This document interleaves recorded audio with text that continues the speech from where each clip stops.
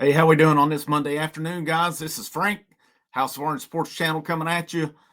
We're about a month and a half, a little less than a month and a half away from my favorite time of the year, Tennessee baseball, Valentine's Day weekend. What better Valentine to give than the gift of Tennessee baseball at that point? But the first preseason poll has come out today.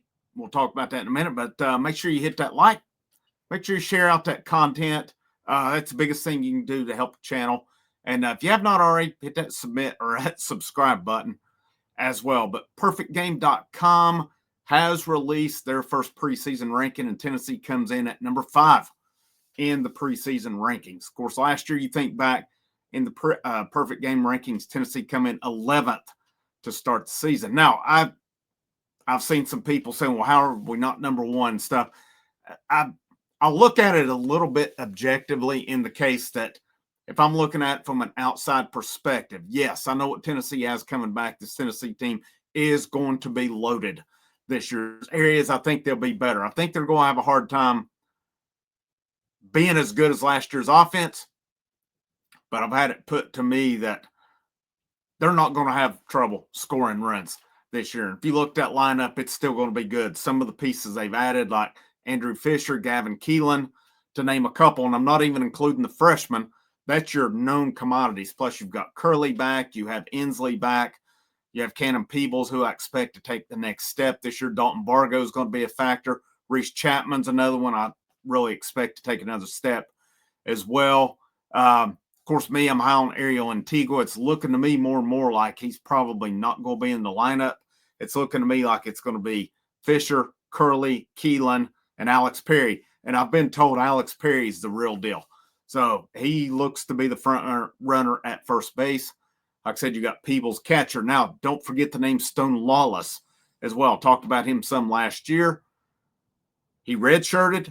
He looked pretty good in fall ball leading up to it. Plus, you've got Brooks Wright, who looked good. You've got Levi Clark, who was very highly touted coming in, who looked good in fall ball. Then you look to outfield. You've got Chapman. You got Inslee. You do have Bargo. You got Colby Backus back. I'm curious to see what roles they have because I think Jay Abernathy is going to play a big part out there. You may see him DH some, but I think with his speed, his versatility, you could very well see him out in left field. You could very well see him as the leadoff guy on this team. We'll debate lineups later on. I have a feeling kind of what it's going to look like. I know where I would go with it because I am totally an advocate of my best hitter. I want hitting first. I said it last year. I was adamant with Christian Moore hitting first. It was a few weeks in before that happened, and you see what happened with it. Personally, I would have a hard time not hitting Andrew Fisher first. Is he your prototypical leadoff man? No. But to me, I want my very best hitter getting the most at-bats a game. I don't subscribe to the theory of, well, I want him hitting lower. That way guys are on base. It's not guaranteed that guys are going to get on base. If you've got that much trust in those guys to get on base, then you're going to have that trust. They're going to hit behind your best hitter. And you saw how many times last year it come back to the top of the batting order to Christian Moore. Think of that Kentucky game where the bottom of the lineup did the job. You got it back to Christian Moore, and he hit a couple bombs that won that game. It happened numerous times last year as well. I don't expect that to be your leadoff guy. It's just my personal preference. I don't have a problem with it if they don't put him there. It's just, again, my preference on it. But I think the lineup's going to be really good. Again, I think Andrew Fisher is absolutely going to kill it in Lindsey Nelson Stadium.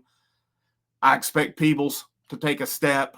Keelan, I think, will have a really good year in Lindsey Nelson. I expect Dean Curley to take a step. I expect Chapman to take a step.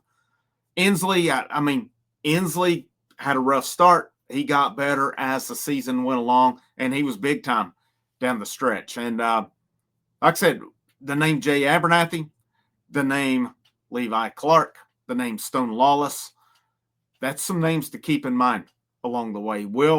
Manny Marin, another freshman, very highly touted freshman coming in. Brooks Wright, who had a big fall as well. Could have Jackson Walker play his way in. This is just some of the freshmen off the top of my head. If I've forgotten any, I apologize on that. The pitching staff, I look at that. Liam Doyle transfer from Ole Miss. You're going to have him in the rotation. Tegan Coons, big-time prospect coming in. We thought last year when he'd signed, when it went to the draft, you thought there was a really good possibility Tegan Coons would not make it to campus. Fortunately, everything worked out for Tennessee. He'll be coming to campus. He's coming in ready to do his thing this year. He's going to be a big-time freshman. He's going to make a big-time difference in this rotation. And this staff really thinks a lot of him, and he pitched really well in fall ball as well, just to kind of add to it. I'm kind of expecting Nate Snead to be that third starter, so I don't know what order they go with them along the way. I do expect Snead to get that opportunity to start. I don't know if I'll be right. I would think it's either Snead, Brandon Arvidsson, JUCO transfer, started off at Texas A&M. He had signed last year with Texas. They had the coaching change. He got out of it. Now he's at Tennessee. I expect Snead, Arvidsson. That's kind of who I think that third rotation spot comes down to. I think Doyle and Coons are givens on it. And then you look to ball. I mean, you could look at, Ryan Combs, Aaron Combs' brother. He looked pretty good in fall ball as well. Could he be a part of it, or is he a more of a bullpen guy along the way? Again, they brought in. Here's the bottom line with this Tennessee team right now. If you're not getting the job done, there's guys coming in. The talent level is as high as it's been in Knoxville. It is high right now. So if guys are not getting it done, there will be other dudes there to get it done as well. But, that's what Tennessee, that's my outside perspective. You see a couple guys coming back. This team is loaded. Again, perfect game did give. I totally expected Texas A&M to be number one. They returned a lot of their main guys from last year. Once Schlossnagle went to Texas, a bunch of them hit the portal, but then they hired the hitting coach, Michael Early, and or he could have been the pitching coach. I can't remember off the top of my head now. But anyways, that kept your guys in the fold. LaViolette, Grahovic was your two main guys. Those are going to be two of the best hitters in the whole country. And, a big thing was, they had Ryan Prager, who was their ace last year.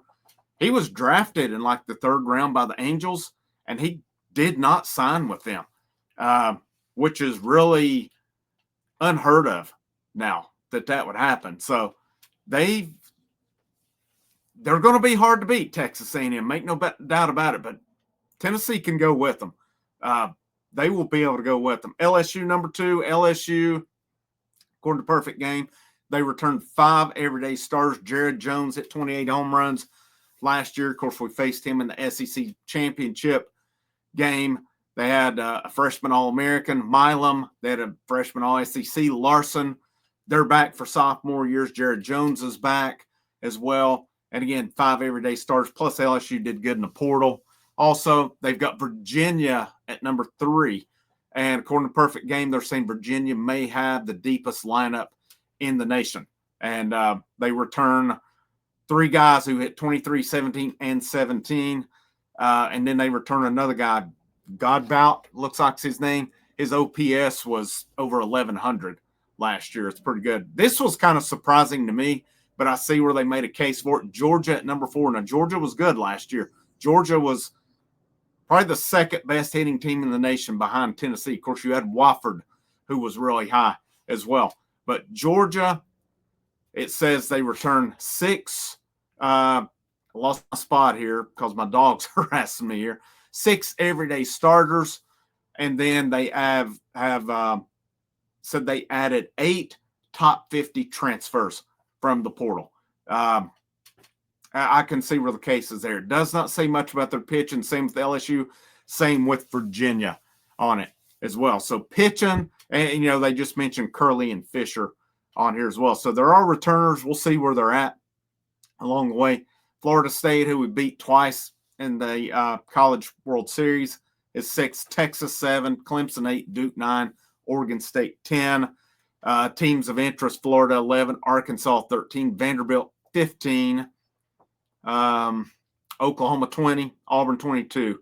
That's your SEC that rounds out the top 25 according to Perfect Game. Now, there's going to be more. There will be, Baseball America. There will be, oh man, I can't remember what the other ones are. There's normally a lot of preseason polls that come out. This is the first. I think this will be kind of your consensus with Tennessee. There's some I could see them higher. There may be some that rank them lower along the way as well. But if Tennessee, you got to be pretty fired up coming into this season with the talent that's on that team. I have no doubt Tony Vitello, Frank Anderson, Elander, all these guys, they added to their coaching staff. Their coaching staff is even better this year by getting Ross Kevitt back. This is, like I said, it was a great coaching staff last year. I think it's even better this year. Just my opinion on that. But like I said, we're a little over a month away. I'm going to start some position previews here pretty soon. Maybe as early as this week, looking to get into that. I'm excited to get into that. I want to get it out for the rest of these places, start getting into it as well. Make sure you hit that like, that share, that subscribe. I'll be live tomorrow night after the Tennessee-Florida basketball game. I'm still wait and see Thursday night Tennessee-LSU just because I hope to the ladies game. I really hope to, but it's going to be kind of a last-minute decision on that one. I will, hopefully we'll see it posted and I'll be back in time. Have a great rest of your evening. Frank Rock, House of Orange. It's always a great day to wear the orange.